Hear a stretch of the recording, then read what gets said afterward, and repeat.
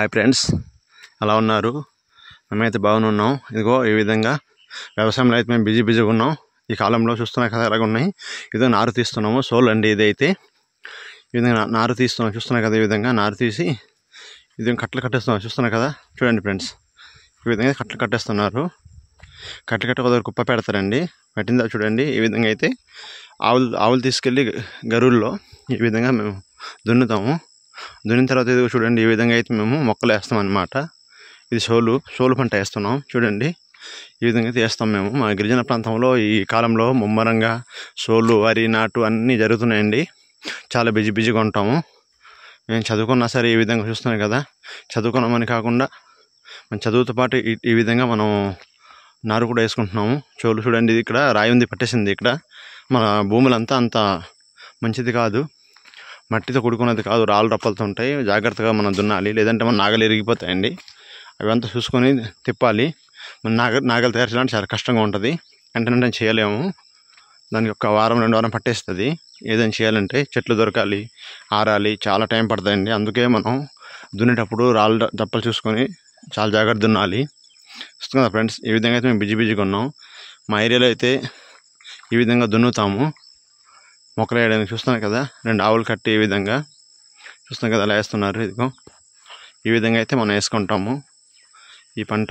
మనకు షోల్డర్ అంటే తెలుసు కదండి, షోల్డర్ అంటే ఎంతో శక్తివంతమైనది అంటారు. ఆహారం జీర్ణానికి చాలా బాగుంటుంది, చాలా బాగుంటుంది. ఇదిగో చిన్నది అయిపోయింది, ఆవులు అయితే తిరగదని చెప్పి ఈ విధంగా ఇప్పుడు పారతో మా నారు వేస్తాం. చూడండి, ఈ విధంగా తీసేస్తున్నాము ఫ్రెండ్స్. చూడండి, మీరైతే చూడవచ్చు. ఇగో ఈ విధంగా ఆవులు తిరగవు కదా, వాటి వల్ల చిన్నవి అయిపోయింది. తిరగకపోవడం వల్ల ఈ విధంగా మేము వేసుకుంటాము.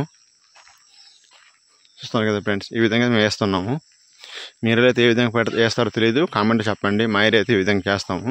ఆవులు తిరగకపోతే తొక్కేస్తాయి కదా, బాగా తిరగడానికి కూడా ఇబ్బందిగా ఉంటుంది.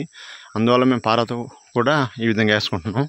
సేమ్ చూడండి, ఏ విధంగా అయితే అలా గండి కొట్టుకొని పోతున్నాం, అలా గండి కొట్టాలన్నమాట. చిన్నవి వాటిలో వేయాలి. చూస్తున్నారు కదా ఫ్రెండ్స్, ఈ విధంగా అయితే మేము పండిస్తాము. వరి కానీ సోలు కానీ ఇటువంటి చేస్తాం. ఆవులు లేకపోయినా సరే ఈ విధంగా గొడ్డలతో ఇలాగా గడ్డపార పట్టుకొని చేసుకుంటారు. పారలు పట్టుకొని ఈ విధంగా నాటేస్తారు ఫ్రెండ్స్. చూడండి, మన ట్రైబల్ ఏరియాలో ఎంత కష్టం ఉంటుందండి. చూడండి, ఆ రాళ్ళ రప్పలు ఎలా ఉన్నాయి. సారవంతమైన భూమి అయితే కాదు పండడానికి, నార్మల్ అయిన భూమి ఇది. అంత ఈజీగా పండదండి మన ఏరియాలో. ఎంత కష్టపడాలి, ఆ పంటని ఎంత కష్టపడి తప్ప మన చేతికి రాదు. ఎందుకంటే ఇది సారవంతమైన భూమి కాదు కాబట్టి. చూడండి, కొండ భూములు కదా, మట్టి భూములు, మెట్ట భూములు ఇది. అందువల్ల మనకు చాలా కష్టం ఎక్కువ ఉంటాయండి. మన సాఫల్యంగా ఉంటాయి కదా, అటువంటి భూములు అయితే మనకు ఈజీగా అయిపోతాయండి. ఈ భూమి అంత ఈజీగా అవ్వదు, చాలా కష్టంగా ఉంటుంది. రైతులు అంటే ఈ విధంగా కష్టపడతారండి. చూడండి, అంతా భూములు అంతా రాళ్ళ రప్పలతో నిండిపోయి ఉన్నాయి కదా, చూస్తున్నారు కదా, ఆ విధంగా ఉంటాయి. కాబట్టి మనం జాగ్రత్త పని చేసుకొని పోవాలి. ఆ పార తగిలిన వేలుగట్ట కట్ అయిపోతాయి, జాగ్రత్తగా వేయకపోతే. చూస్తున్నారు కదా, చాలా జాగ్రత్తగా వేయాలి. మన కొండ ప్రాంతంలో చూస్తున్నారు కదా, ఈ విధంగా చోళ్ళు మనం వరి అనేది నాటు వేసేస్తున్నాము. మీరైతే ఏ విధంగా నాటుతారు? మా ఏరియా అయితే ఈ విధంగా నాటుతున్నాము. మీ ఏరియాలో ఎలా నాటుతారో మా కామెంట్ పెట్టండి ఫ్రెండ్స్. చూడండి, బాయ్ ఫ్రెండ్స్.